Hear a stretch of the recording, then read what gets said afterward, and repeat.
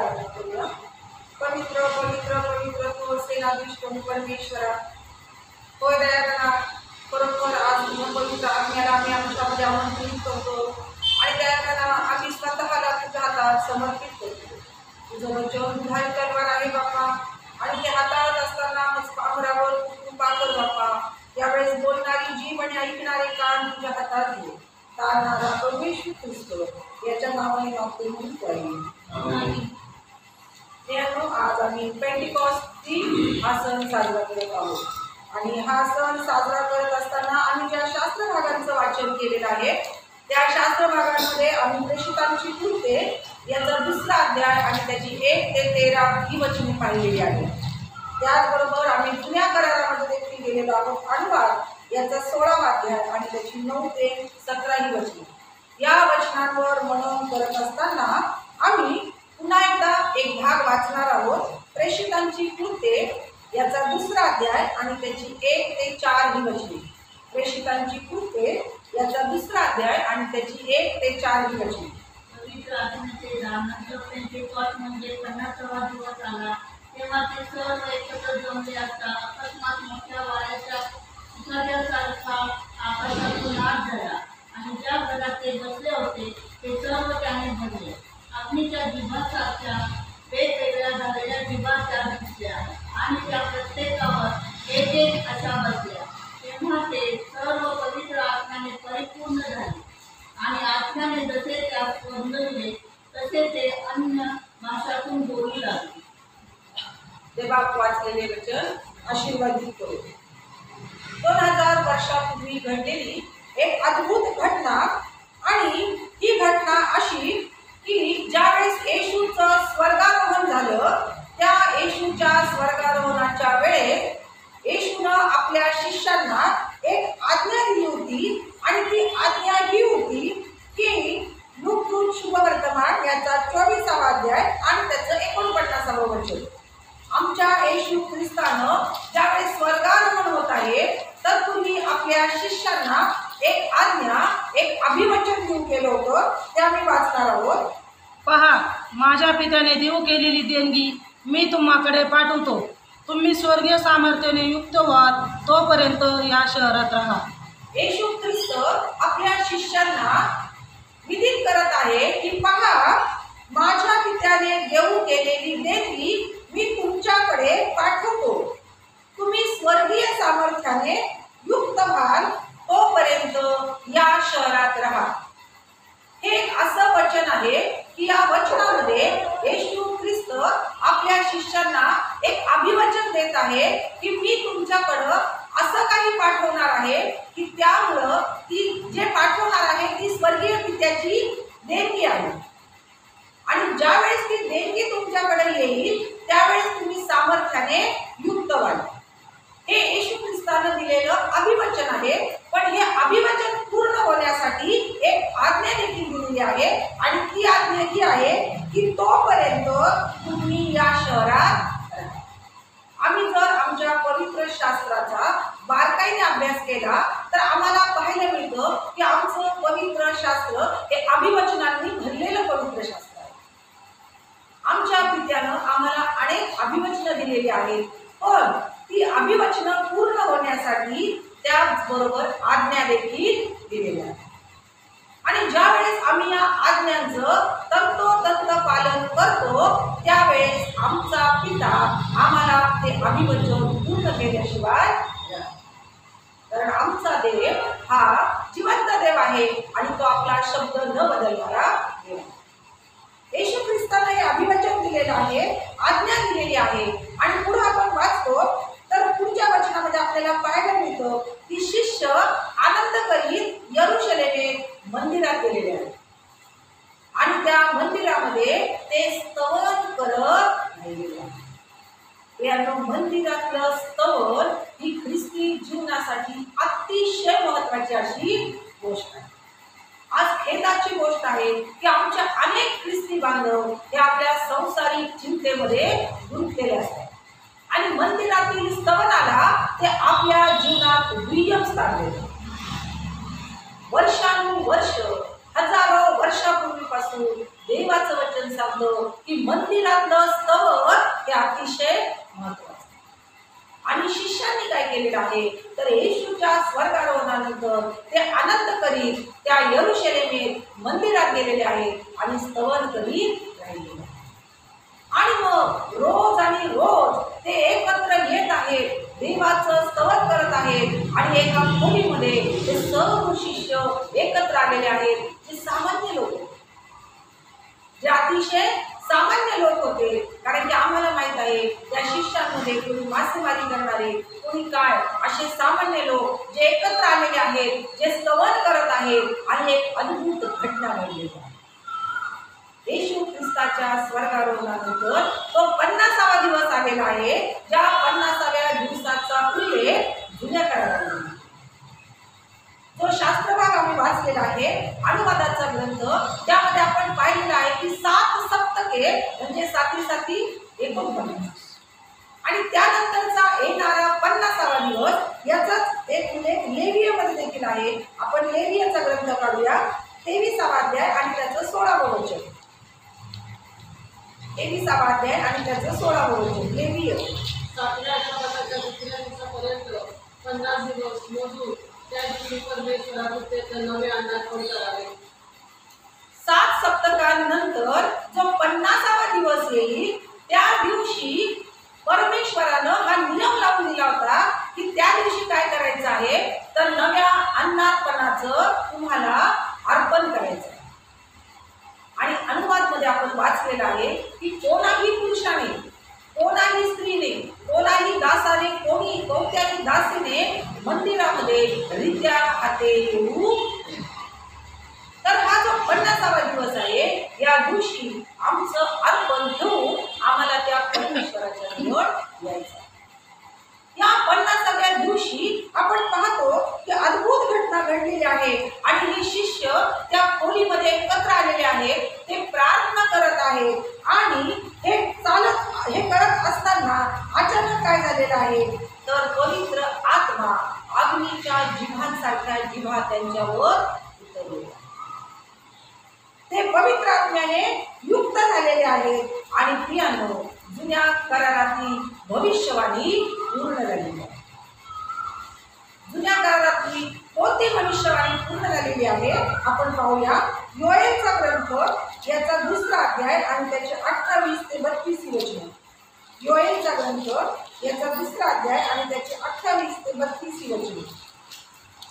यानंतर असे होईल की मी मनुष्य मात्रावर आपल्या आत्म्याचा वर्षाव करीन, जेव्हा तुमचे पुत्र व तुमच्या कन्या संदेश देतील, तुमच्या वृद्धा स्वप्ने पडतील, तुमच्या तरुणात दृष्टांत होतील, तुमचे दास व दासी यावरील त्या समय मी आपल्या आत्म्याचा वर्षाव करीन. परमेश्वरानं योएल संदेशाच्या द्वारे जे अभिवचन दिलं होतं की काय होणार आहे तर असे होईल की मनुष्य मात्रावरती काय करणार आहे आपल्या आत्म्याचा वर्षाव करणार. या आमचा देव शब्दाचा पक्का आहे. जी भविष्यवाणी त्याने करून ठेवली होती ती या 50व्या दिवशी त्या छोट्याशा खोलीमध्ये पूर्ण होत आहे. आणि मी आत्म्याचा वर्षाव करीन तेव्हा तुमचे पुत्र आणि तुमचे कन्या काय करतील तर संदेश देतील आणि तुमच्या वृद्धास स्वप्न पडतील. आम्ही पाहतो की ज्या वेळेस या पवित्र आत्म्यानं यांच्यावर वर्षाव केलेला आहे त्याच वेळेस काय झालेलं आहे तर ते वेगवेगळ्या भाषा बोलू लागलेले आहेत. वेगवेगळ्या भाषेमध्ये ते बोलू लागलेले आहेत आणि ते वेगवेगळ्या भाषा ज्यावेळेस बोलू लागले त्यावेळेस त्यांना एक नवीन सामर्थ्य प्राप्त झालेलं आहे. कारण की येशू ख्रिस्तांना अभिवचन दिलं होतं की त्यावेळेस तुम्ही सामर्थ्यानं युक्त व्हा. ज्यावेळेस येशू ख्रिस्त या भूतलावर शिक्षण देत होता, ते शिक्षण देत असताना या पवित्र आत्म्याबद्दल त्यांना शिष्यांना शिक्षण देऊन ठेवले होते. जरी आज आम्हाला ज्ञात आहे की पिता, पुत्र आणि पवित्र आत्मा, पण ज्यावेळेस येशू ख्रिस्त शिक्षण देत होता तोपर्यंत शिष्यांना पवित्र आत्म्याबद्दल माहित नव्हतं आणि म्हणून येशू ख्रिस्तानं त्यांना शिक्षण दिलं होतं आणि या पवित्र आत्म्याबद्दल काही गोष्टी शिकवलेल्या. वचन वाचूया आपण मत्तयाचं शुभवर्तमान याचा 12वा अध्याय आणि त्याचं 32 वचन. मत्तयाचं शुभ वर्तमान त्याचा 12वा अध्याय आणि त्याचं 32 वचन. मनुष्याच्या पुत्राविरुद्ध कोणी काही बोलेल तर त्याची त्याला क्षमा होईल, परंतु जो कोणी पवित्र आत्म्याविरुद्ध बोलेल त्याची त्याला क्षमा होणार नाही, या युगी नाही व येणाऱ्या युगीही नाही. येशू ख्रिस्तानं शिष्यांना हे जाणीवपूर्वक ज्ञात करून दिलं होतं की पवित्र आत्मा हा सर्वतोपरी आदरणीय आहे आणि म्हणून पुत्राविरुद्ध बोललं तर क्षमा होईल, पण पवित्र आत्म्याविरुद्ध जर कोणी बोललं तर त्याची त्याला क्षमा होणार. आणि येशू ख्रिस्त म्हणतो या युगीही नाही आणि येणाऱ्या युगीही नाही. आमच्या ख्रिस्ती जीवनामध्ये पवित्र आत्मा हा किती आदरणीय आहे हे शिक्षण स्वतः येशू ख्रिस्तानं 2000 वर्षापूर्वी देऊन ठेवलेलं आहे. आणि म्हणूनच पहिल्या करिंथमध्ये संत पौल 3ऱ्या अध्यायातील 16व्या वचनात म्हणतो तुम्ही देवाचं मंदिर आहात आणि तुम्हामध्ये देवाचा आत्मा वास करतो हे तुम्हाला ठाऊक नाही. 50वा दिवस यासाठी महत्वाचा आहे कारण या दिवशी तो स्वर्गात राहणारा पवित्र आत्मा आम्हामध्ये आहे. त्याने आम्हामध्ये येऊन वस्ती केलेली आहे आणि येशू ख्रिस्त म्हणतो मी तुम्हाला कैवारी देईन. आणि त्याने तो कैवारी त्या दिवशी आम्हाला देऊ केलेला आहे आणि आज तो पवित्र आत्मा स्वर्गात नाही तर आमच्यामध्ये वस्ती करत आहे. कशासाठी या पवित्र आत्म्याची देणगी येशू ख्रिस्ताने दिली? कारण पित्यानं पुत्राला पाठवलं आणि पुत्र म्हणतो की मी जाईल पण तुम्हाला अनाथ सोडणार, तर मी तुम्हाला कैवारी देणार आहे जो माझा पिता तुमच्याकडं पाठवणार. तो कैवारी तुमच्या सोबत राहणार आहे, तो तुम्हाला मार्गदर्शन करणार आहे, तो तुम्हाला शिकवणार आहे, तो तुमच्यामध्ये सत्सद विवेक बुद्धी जागी ठेवणार. आणि या सर्व गोष्टी करण्यासाठी येशू ख्रिस्त म्हणतो मी तुमच्याकडे पवित्र आत्मा. आणि पित्यानं तो पवित्र आत्मा या दिवशी मनुष्यासाठी पाठवलेला आहे. त्याने मनुष्यामध्ये वस्ती केलेली आहे. आणि संत पौल म्हणतो का पवित्र आत्म्याने आमच्यामध्ये वस्ती केलेली आहे? तुम्ही देवाचं मंदिर आहात आणि तुमच्यामध्ये पवित्र आत्मा प्रत्येकामध्ये वास करत आहे. कशासाठी हा पवित्र आत्मा आमच्यामध्ये वास करत आहे याची 3 कारणं आपण पाहतो. याचं पहिलं कारण आम्ही पाहतो, वचन वाचूया प्रेषितांची कृत्ये, वचन वाचूया आपण की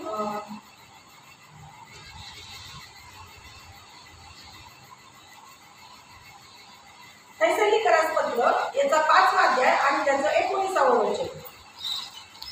थेसलोनिकरास पत्र याचा 5वा अध्याय आणि त्याचं 19वा वचन. आत्म्याला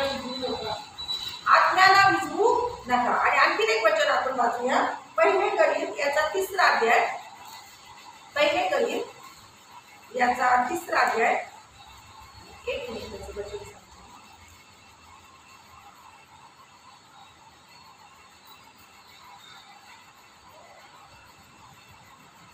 1 करिंथ याचा 3रा अध्याय आणि त्याचं आपण 16वं वचन वाचतो. तुम्ही देवाचे मंदिर आहात आणि तुम्हामध्ये देवाचा आत्मा वास करतो हे तुम्हाला ठाऊक नाही का?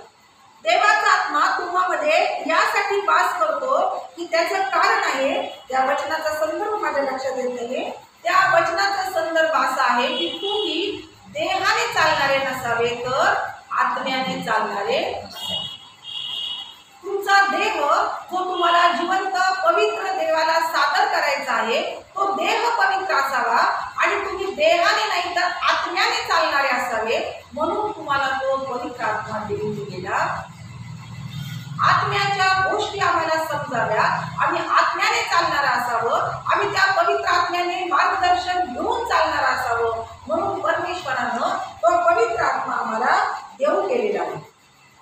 दुसरं कारण आपण पाहूया की आम्ही ज्यावेळेस मानवी शरीरामध्ये राहतो त्यावेळेस आमचं शरीर हे अशक्त आहे. आमचं शरीर हे दुबळं आहे आणि आम्ही मोहांवर विजय मिळवू शकत नाही.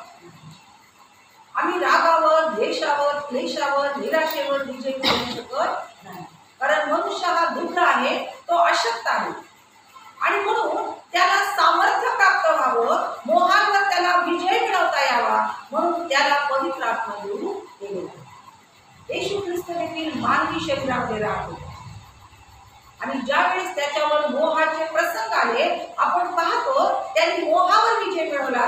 कारण त्या परीक्षेच्या अगोदर काय झालं होतं, तर त्याच्या बाप्तिस्म्याच्या नंतर कबुतरासारखा पवित्र आत्मा त्यावर उतरला. तो पवित्र आत्म्याने युक्त झाला होता आणि तो मोहांवर विजय मिळवू शकला. कारण की मनुष्याचं मानवी शरीर हे दुबळं आहे आणि आम्हाला सामर्थ्य प्राप्त व्हावं, आणि म्हणून ते सामर्थ्य प्राप्त होण्यासाठी आमचा परमेश्वर आम्हाला पवित्र आत्मा देतो. जो शास्त्र भाग आम्ही प्रेषितांच्या कृत्यामध्ये वाचला, देवाचं वचन सांगतं पवित्र आत्मा तुम्हावर येईल तेव्हा तुम्हाला सामर्थ्य प्राप्त. प्रेषितांची कृत्य 1:8 स्पष्ट देवाचं वचन सांगतं की तुम्हाला केव्हा सामर्थ्य प्राप्त होणार आहे, ज्यावेळेस तुम्हाला पवित्र आत्मा तुम्हावर येणार आहे.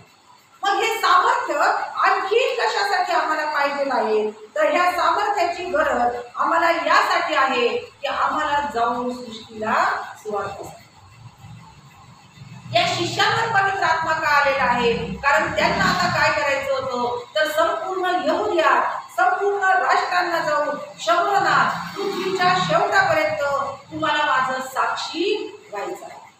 आणि ते साक्षीदार होण्यासाठी हे शिष्य दुबळे होते, त्यांना सामर्थ्याची गरज होती. आणि म्हणून येशू ख्रिस्त म्हणतो की तुम्हाला सामर्थ्य प्राप्त होण्यासाठी माझा पिता तुम्हाला पवित्र आत्मा देणार. आणि आपण पाहतो ज्यावेळेस या पवित्र आत्म्याची देणगी त्यांना मिळालेली आहे, ते वेगवेगळ्या भाषा बोलू लागलेले आहेत आणि त्यांनी जाऊन जगाची विथा पाहिली. ते शिष्य एका खोलीमध्ये बंद होते, ते आता बाहेर पडलेले आहेत. आणि आपण पाहतो यानंतर पेत्रानं भाषण केलेले आहेत आणि सुमारे 3000 लोकांनी येशू ख्रिस्ताचा स्वीकार केला. 3000 लोकांच्या अंतःकरणाला चुटपुट लागलेली आहे आणि त्यांनी येशू ख्रिस्ताचा स्वीकार केलेला आहे, त्यांनी बाप्तिस्मा घेतला. हे सामर्थ्य त्या शिष्यांमध्ये केव्हा प्राप्त झालेलं आहे, जेव्हा त्यांना पवित्र आत्म्याचं वरदान. आम्हाला देखील आजच्या युगामध्ये परमेश्वरानं तेच विजन दूर केलेलं आहे की जा आणि संपूर्ण सृष्टीला सुवार्ता सांगा. आज सुवार्ता सांगणं हे काम सोपं आहे का? आज आम्ही पाहत आहोत आमच्या आजूबाजूला कोणत्या घटना घडत आहेत. आज सुवार्ता प्रसारावर बंदी घातली जात आहे आणि देवाने हे आधीच सांगून ठेवलेलं आहे. हा छळ, ही बंदी, वेगवेगळ्या मंदिरांवर हल्ले, वेगवेगळ्या सेवकांवर हल्ले, या गोष्टी आमच्या प्रभू येशू ख्रिस्तानं आधीच विधी करून ठेवलेल्या आहेत आणि त्या आज वचन वाचूया. मार्क शुभवर्तमान याचा 13वा अध्याय आणि त्याची 9 ते 11 वचने. मार्क शुभवर्तमान याचा 13वा अध्याय आणि त्याची 9 ते 11 वचने. तुम्ही आपणाला सांभाळा, कारण ते तुम्हाला न्यायसभांच्या स्वाधीन करतील, समस्थानामध्ये तुम्हाला मार देतील आणि सुभेदार व राजे यांच्या पुढे तुम्ही साक्ष द्यावी, म्हणून तुम्हाला माझ्याकरिता त्यांच्या समोर उभे राहावे लागेल. प्रथम सर्व राष्ट्रासमोर तिची घोषणा झाली पाहिजे. ते तुम्हाला धरून नेतील, चौकशीकरिता स्वाधीन करतील, तेव्हा आपण कसे काय बोलावे याविषयी अगोदर चिंता करू नका. तर त्या घटनेस जे काही तुम्हाला सुचवून दिले जाईल ते बोला, कारण बोलणारे तुम्ही आहात असे नाही, तर पवित्र आत्मा हाच बोलणार आहे. येशू ख्रिस्त शिष्यांना हे विदित करत आहेत की तुम्हाला धरून देण्यात येईल. राजे सुभेदार यांच्या पुढं साक्ष देण्यासाठी तुम्हाला उभं केलं जाईल, तुमचा छळ होईल, तुम्हाला धरून देण्यात येईल. आणि त्यावेळेस चिंता करू नका, कारण काय बोलावं हे तुम्हाला पवित्र. जर आम्ही येशू ख्रिस्ताच्या 12 शिष्यांचा अभ्यास केला तर प्रत्येक शिष्याला अंतिम काळामध्ये अतिशय त्रास झालेला, त्यांचा छळ झालेला आहे, त्यांचा वध करण्यात आलेला आहे. आणि येशू ख्रिस्ताने हे त्यांना आधीच विदित केलेले होते की त्यावेळेस तुमचा छळ. आज देखील आम्ही पाहत आहोत की सुवार्ता प्रसाराचं कार्य करत असताना अनेक अडचणी येत आहे, पण येशू ख्रिस्त म्हणतो की पवित्र आत्मा त्यावेळेस तुमच्या साथीला. ते ते सुवार्तेचं कार्य आज सुवार्तिकांसाठी सोपं नाहीये, पण त्यासाठी त्यांना सामर्थ्याची गरज आहे. आणि हे सामर्थ्य दुसरा तिसरा कोणी नाही तर पवित्र आत्मा देतो. आणि म्हणून आम्ही पाहतो की आत्म्यानं चालण्यासाठी पवित्र आत्म्याची गरज आहे, सामर्थ्य प्राप्त होण्यासाठी पवित्र आत्म्याची गरज आहे. आणखी तिसरं कारण काय आहे की आम्हाला पवित्र आत्म्याची गरज आहे. आपण वचन वाचूया, योहान शुभवर्तमान याचा 4था अध्याय आणि त्याचं 24वे वचन. योहान शुभवर्तमान याचा 4था अध्याय आणि त्याचं 24वे वचन. देव आत्मा आहे आणि त्याच्या उपासकाने त्याची उपासना आत्म्याने व खरेपणाने केली पाहिजे. देव आत्मा आहे आणि त्याच्या उपासकांनी त्याची उपासना आत्म्याने आणि खरेपणाने केली. अतिशय महत्वाचं कारण आहे की आम्ही देवाची उपासना आत्म्याने करतो. 2 प्रकारच्या उपासना आहेत. एक उपासना आहे जी मानवी परंपरेनुसार आम्ही करतो. ज्या वेळेस ती शमरोनी स्त्री येशू ख्रिस्ताकडे आलेली आहे, ती म्हणते या डोंगरावर आमच्या पूर्वजांनी उपासना केलेली आहे. ती उपासना कोणती होती तर वडिलोपार्जित चालत आलेली उपासना. जी उपासना आज आम्ही करतो जी आमच्या वडिलांपासून चालत आलेली आहे. पण देवाचं वचन सांगतो वरपांगी केलेली उपासना मला मान्य, वरपांगी केलेली उपासना मला मान्य नाही. तर मला आपण वचन वाचूया, मत्तई 15 याचे 8 आणि 9 वचन. मत्तई याचा 15वा अध्याय आणि त्याचं 8 आणि 9 वचन. ते लोक पोटाने माझा सन्मान करीतात, परंतु त्यांचे अंतःकरण माझ्यापासून दूर आहे. ते व्यर्थपणाची उपासना करतात, कारण ते शास्त्र म्हणून ते शिकवतात, ते असतात मनुष्याचे दिन.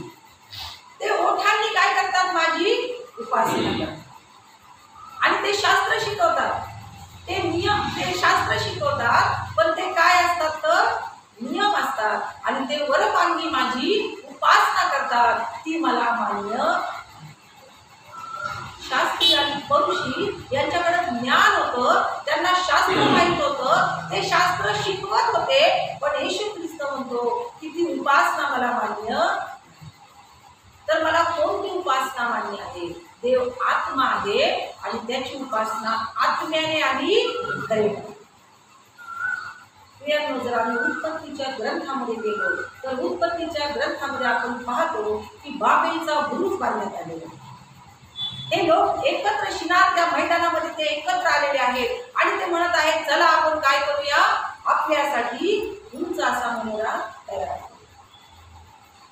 एकच भाषा, एकच बोली, एकच उद्देश घेऊन हे लोक एकत्र आलेले आहेत. आणि देवानं काय केलेलं आहे तर देव तिथं उतरलेला आहे. तो म्हणतो मी उतरेल आणि त्यांच्या भाषेची काय झालेली आहे गडबड होती. एकत्र होते, एकत्र राहू इच्छित होते, तरी देखील देवानं तिथं का बरं अशी गोष्ट केलेली आहे की ते विभक्त झालेले आहे, ते वेगवेगळ्या भाषा बोलू लागलेले आहे. कारण की प्रियांनो, एकच भाषा, एकच विचार, एकच विकास, हे ऐक्य परमेश्वराला नको होतं का? कारण परमेश्वरानं तत्पूर्वी त्यांना आज्ञा दिली होती की जा फलभूमी व्हा, बहुगुणी व्हा आणि सृष्टी व्यापून टाका. देवाची इच्छा होती त्यांनी जाऊन सृष्टी व्यापून टाकायची आहे आणि त्यांची इच्छा होती आम्ही एकत्र येऊन एक उंच इमारत एकत्र येऊन ते देवाच्या इच्छेच्या विरुद्ध योजना आखत होते. ही देवाची योजना नव्हती की त्यांनी एक इमारत बांधावी आणि त्यांनी एकत्र राहावं. देवाची योजना होती त्यांनी वेगवेगळ्या ठिकाणी जावं आणि वचन गाजवावं. आणि म्हणून देवाने काय केलेलं आहे तर तो म्हणतो की चला आपण जाऊन आता त्यांच्या भाषेचा घोटाळा करूया. आणि देवानं त्यांच्या भाषेचा घोटाळा केलेला आहे. आज तोच परमेश्वर 50व्या दिवशी काय करत आहे, त्यांना वेगवेगळ्या भाषेचं ज्ञान देतो. पारथी, मेदी, एलोमी, मासेपोटिया, यहुदिया, तुर्किया, पंत, मासिया, वेगवेगळ्या भाषा ते बोलत आहेत. आणि आज त्या भाषेचं वरदान यासाठी आहे की त्यांनी वेगवेगळ्या प्रांतात जाऊन काय करायचं आहे, देवाचं वचन गायचं. आज आम्ही चर्चमध्ये उपासनेला येतो. आमची उपासना कोणत्या प्रकारची उपासना? आमचं ऐक्य, आमचं एकत्रित येणं हे कशासाठी आहे? काय आम्ही एकत्र येऊन देवाचं वचन घेऊन बाहेर. जर आम्ही देखील केवळ एका वैभवासाठी, एका इमारतीसाठी, एका सुशोभीकरणासाठी एकत्र येत आहोत, तर ही देवाची योजना आहे तुमचं मंदिर असावं. पण त्या मंदिरामधलं तुमचं ऐक्य हे यासाठी देखील असावं की त्यातून तुम्ही बाहेर पडून वचन देतील. आणि ज्यावेळेस ही देवाची योजना आम्ही अनुसरतो त्यावेळेस देव आमच्या योजना होईल. आणि म्हणून आज आमच्या मंदिरामध्ये होणारी उपासना ही आत्म्यानं होणारी उपासना आहे का हे महत्त्वाचं. कारण तो म्हणतो ओठांनी केलेली उपासना मला मान्य, आणि ती आत्म्यानं केलेली उपासना देवाला मान्य आहे. आणि त्यासाठी आम्हाला पवित्र आत्म्याची गरज आहे. कारण ज्यावेळेस तो पवित्र आत्मा आमच्यामध्ये आहे आम्ही देवाला ओळखू शकतो. आणि ज्यावेळेस आम्ही एका व्यक्तीला ओळखतो त्यावेळेस आम्ही त्या व्यक्तीवर विश्वास ठेवू.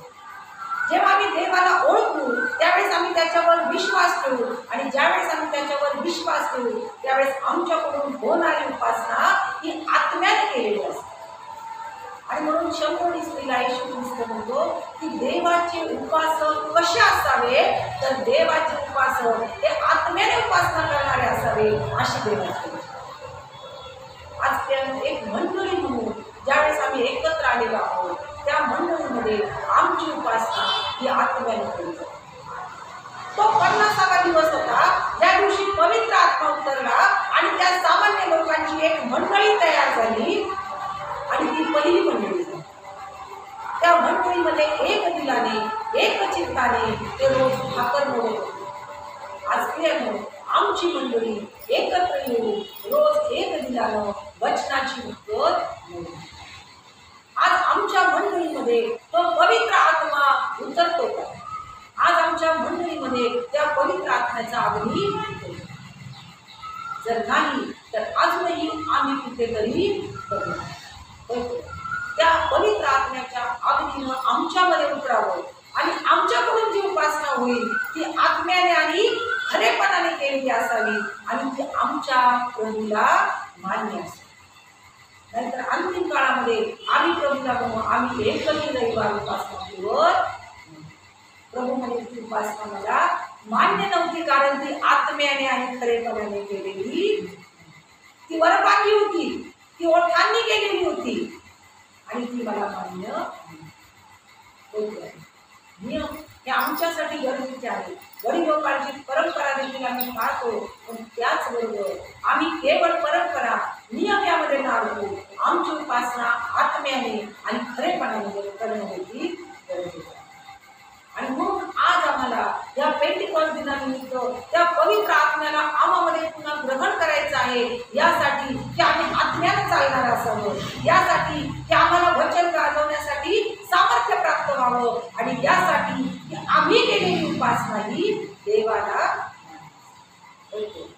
आज आम्ही परमेश्वराला त्या पवित्र आत्म्याला आमच्या जीवनामध्ये आमंत्रित करूया आणि त्या पवित्र आत्म्याने युक्त होऊन खऱ्या अंतःकरणानं आत्म्यानं उपासना करूया. कारण देवाचं वचन सांगते देव आत्मा आहे आणि त्याच्या उपासकांनी त्याची उपासना आत्म्याने आणि खरेपणाने केली पाहिजे. प्रभू करो आणि आजचं वचन आम्हा सर्वांसाठी आशीर्वादाचं, लाभाचं आणि आरोग्यदायी असेल. तानाकडे जाऊया. गीत क्रमांक 2 आरती तो प्रभूला सर्वच करा.